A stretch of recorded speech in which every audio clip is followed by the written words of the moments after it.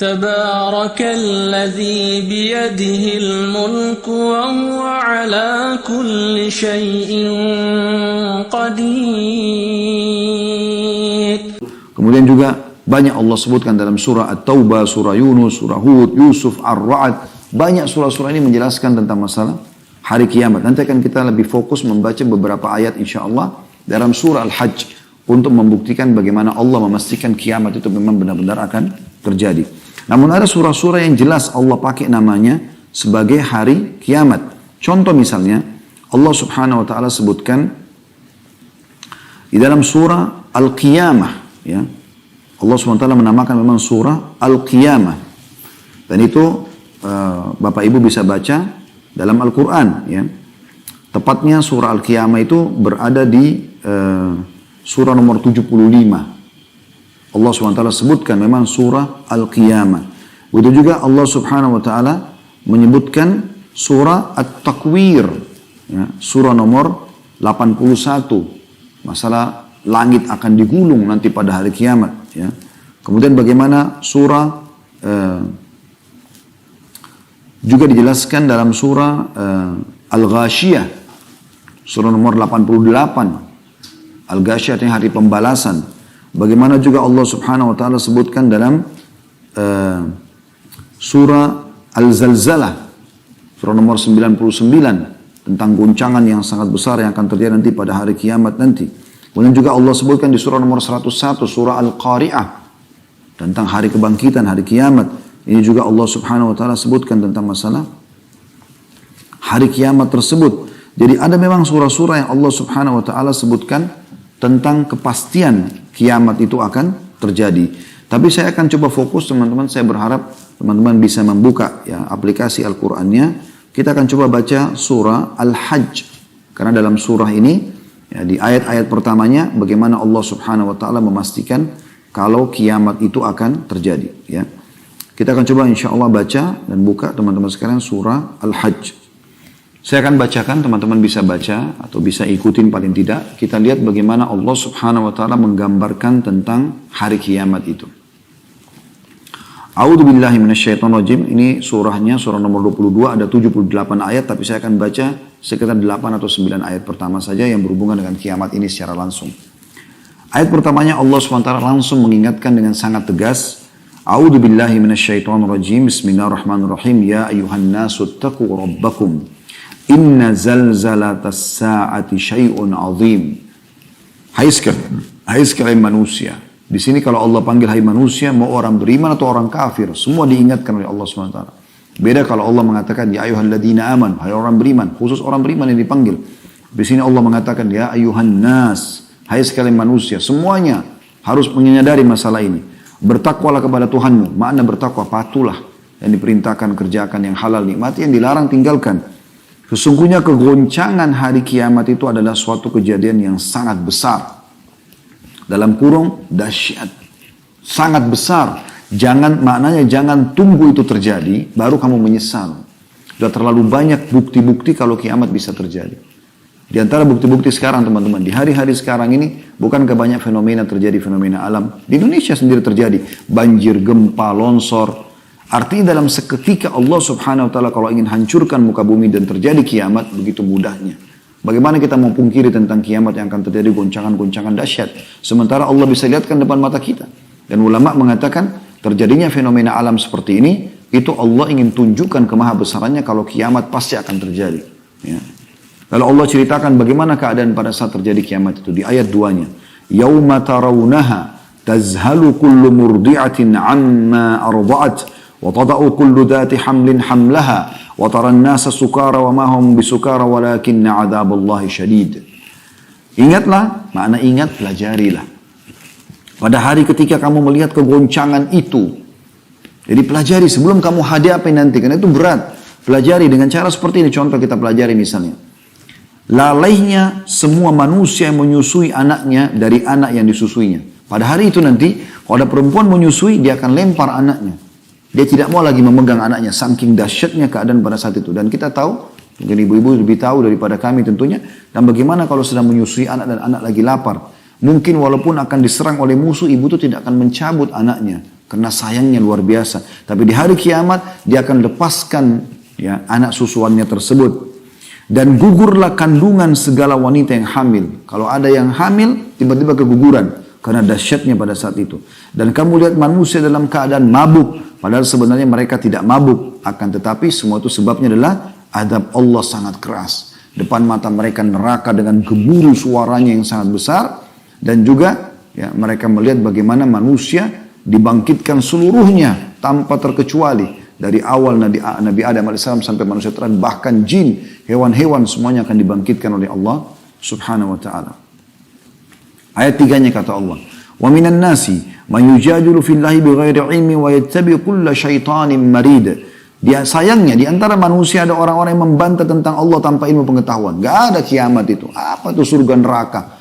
Membantah tanpa ilmu dan mengikuti setiap syaitan yang jahat yang membuat dia supaya mungkiri masalah kiamat itu. Ayat 4-nya, kutiba alaihi annahu man tawallahu fa annahu yudilluhu wa yahdihi ila adzabis sa'ir. Dan telah ditetapkan terhadap syaitan tersebut yang membisikkan manusia agar jauh dari syariat Allah, agar lalai dengan akhirat. Bahwasanya ditetapkan syaitan itu, barang siapa yang berkawan dengan dia, mendengarkan bisikannya, maka dia akan menyesatkannya dan membawanya ke azab neraka. Lalu Allah terangkan dalam ayat yang panjang, ayat 5-nya, tentang masalah kepastian kiamat terjadi.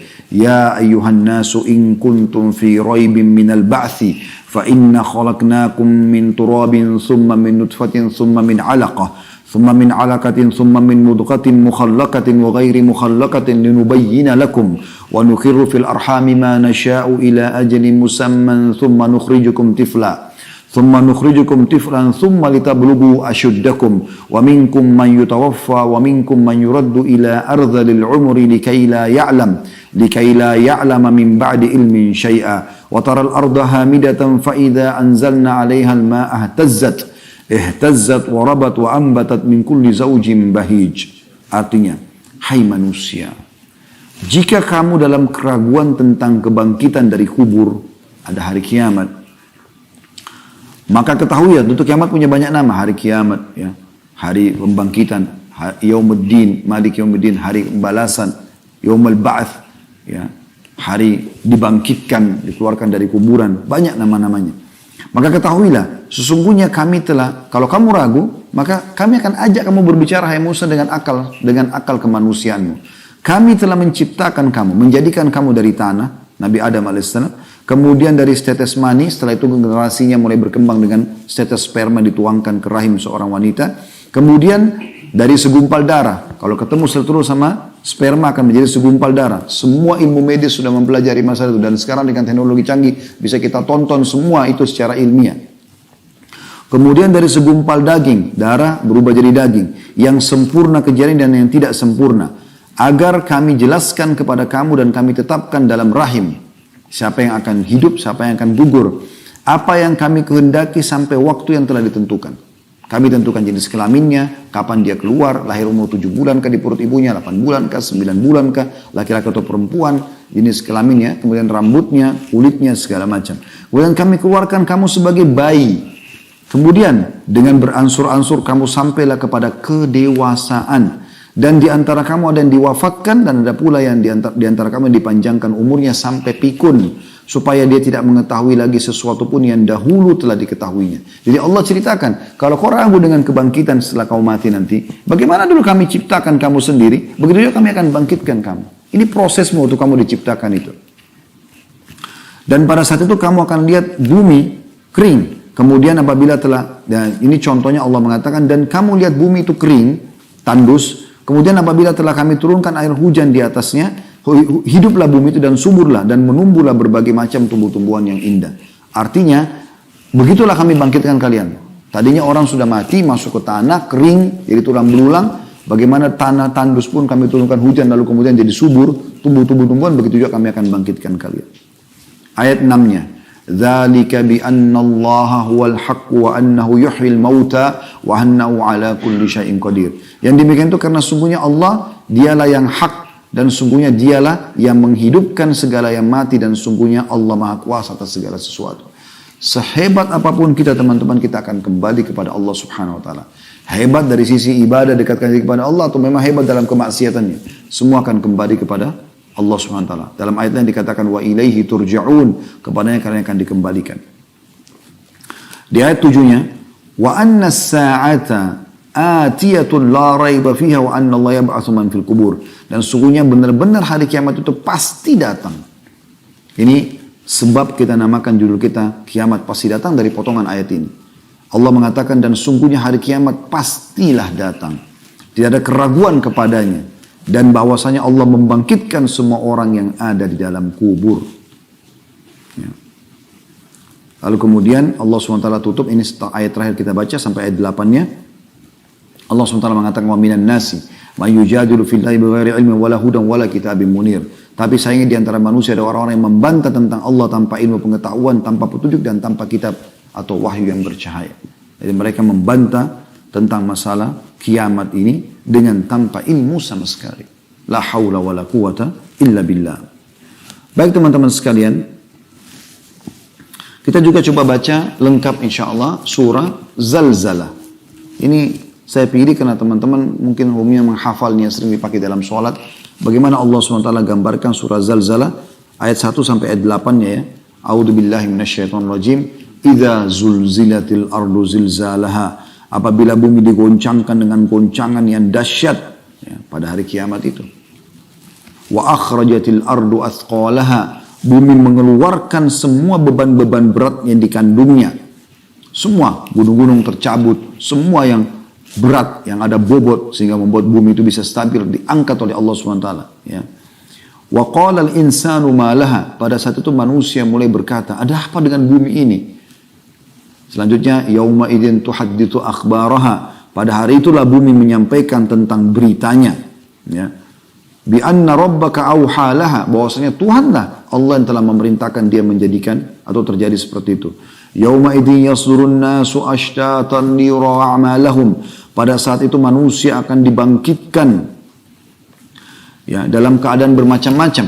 Nah, ada penjelasan macam-macam adalah orang beriman akan bercahaya, orang kafir akan hitam kelam. Ya. Faman ya'mal mithqala, untuk mereka melihat amal-amal mereka, faman ya'mal mithqala dzarratin khairan yara. Siapa yang berbuat seperti biji sawi dari kebaikan, dia akan lihat. Sekecil apapun kebaikan yang Bapak Ibu lakukan, tidak ada yang sia-sia. Wa may ya'mal mithqala dzarratin syarran yara. Siapa yang berbuat seperti biji sawi dari keburukan, dia juga akan lihat. Dan semua akan dipertanggungjawabkan.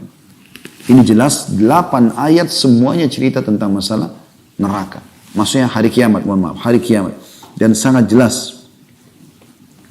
Begitu juga dalam surah Al-An'am, Allah Subhanahu wa taala juga menyebutkan ya, dalam surah Al-An'am, surah nomor 6 ayat 158. Allah Subhanahu wa taala berfirman, Al-An'am surah nomor 6 ayat 158. A'udzu billahi minasyaitonir rajim. Hal yanzuruna illa an ta'tiyahumul malaikatu aw ya'tiya rabbuk aw ya'tiya rabbuka aw ya'tiya ba'du ayati rabbik yauma ya'ti ba'du ayati rabbika la yanfa'u nafsan imanuha lam takun amanat min qablu aw kasabat fi imaniha khaira. Al-ayat. Apa yang mereka tunggu-tunggu? Orang-orang yang masih tidak mau taubat, tidak mau kembali kepada Allah, tidak mau beriman kepada Allah. Apa yang mereka tunggu-tunggu kata Allah? Tidak lain hanyalah kedatangan malaikat ya, kepada mereka untuk mencabut nyawa mereka. Menunggu kematian. Setelah malaikat maut baru mereka mau sadar. Gitu ya. Atau kedatangan Rob ya, atau Rob kalian. Maksudnya di sini adalah bertemu dengan Allah Subhanahu wa taala pada hari kiamat. Allah akan hisab mereka. Atau kedatangan sebagian tanda-tanda Robmu. Tanda-tanda kiamat. Nanti akan kita jelaskan insyaAllah. Karena kiamat tidak akan terjadi sampai tanda-tandanya terlihat semua. Pada hari datangnya, sebagian tanda-tanda Robmu itu tidaklah bermanfaat lagi iman seseorang bagi dirinya sendiri yang belum beriman sebelum itu. Dan atau dia belum mengusahakan ya kebaikan dalam masa imannya tadi. Jadi kalau sudah datang hari kiamat, datang kematian, nggak ada lagi manfaatnya tentu. Ya. Kemudian teman-teman sekalian, kita juga bisa melihat di dalam ya, surah Maryam, surah nomor 19, ayat 68 sampai 72. Ini ayat Al-Quran terakhir yang kita baca di pembukaan ceramah kita ini. Insya Allah kita akan kuatkan dia dengan hadis-hadis Nabi SAW dan tanda-tanda kiamat ya. Surah Maryam silakan buka surah nomor 19 ayat 68 sampai 72. Ya, yang bunyinya A'udzu billahi minasyaitonir rajim. Fa wa rabbika lanahsyurannahum wasyayatin thumma lanuhdirannahum haula jahannam jithiya. Thumma lananzi'anna min kulli syi'atin ayyuhum ashaddu 'ala ar-rahmani 'itiyya. Thumma lanahnu a'lamu billadina hum awla biha siliyya. Wa in minkum illa wariduha kana 'ala rabbika hatman maqdiyya. Thumma nunajji alladhina ittaqaw wa nadhara adh-dhalimina fiha jithiya. Demi Rabbmu, hai Muhammad, pasti terjadi. Sesungguhnya akan kami bangkitkan mereka bersama syaitan-syaitan. Para orang-orang kafir, orang ahli maksiat akan dibangkitkan. Syaitannya pun akan dibangkitkan yang menggoda mereka. Kemudian kami akan datangkan mereka di sekeliling jahannam, neraka, bersama-sama dalam keadaan berlutut. Ya, terhina mereka. Kemudian pasti akan kami tarik dari tiap-tiap golongan siapa di antara mereka yang sangat durhaka kepada Zat yang Maha Pemurah, pada Allah.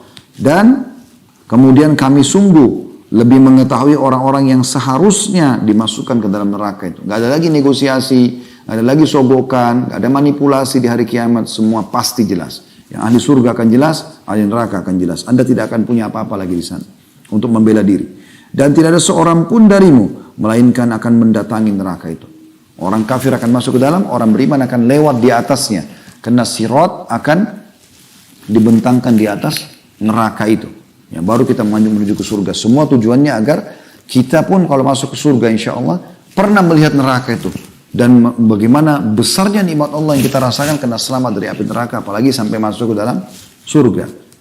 Kemudian Allah mengatakan, ya, dan sesungguhnya itu sesuatu yang pasti terjadi. Ya, lewat di neraka itu. Kemudian kami akan menyelamatkan orang yang bertakwa, ya, dari neraka itu agar masuk ke dalam surga lewat di atas sirat. Dan kami akan tinggalkan orang-orang zalim dalam keadaan berlutut atau terhina. Ya. Jadi ini jelas sekali bagaimana Allah SWT menggambarkan masalah itu. Beruntunglah teman-teman sekalian kalau kita engah mengambil dan memahaminya. Apalagi ini masuk dalam salah satu dari 6 rukun iman kita. Selain iman kepada Allah, iman kepada malaikat, iman kepada kitab kita, para rasul-rasul, hari kiamat. Dan juga ya, qadha atau takdir baik dan takdir buruk.